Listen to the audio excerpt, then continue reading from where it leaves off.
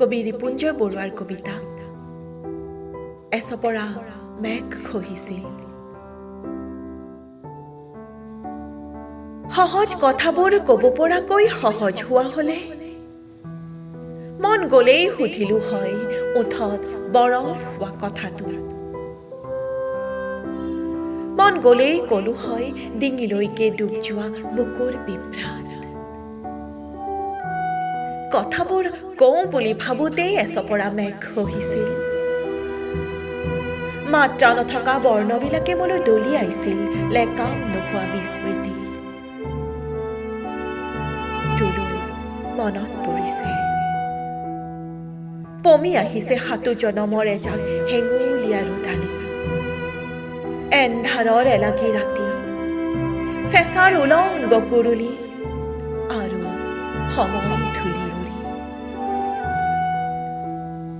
হিচাপৰ শেষত হাঁহিটো ক্ষীণ। এয়া কিহৰ পুনৰাবৃত্তি? নভবা কথাবোৰ ভাৱ হৈ আহিছে। উভতি যোৱাৰ বাটটো ইমান দীঘলীয়া। এনেবোৰ ভাৱ আহিলেই নিগৰে দুচকুত দুটুপ আয়ুস নোহোৱা পানী। এতিয়াও একেই আছে আইৰ হিং চেঁচা নিচুকনি।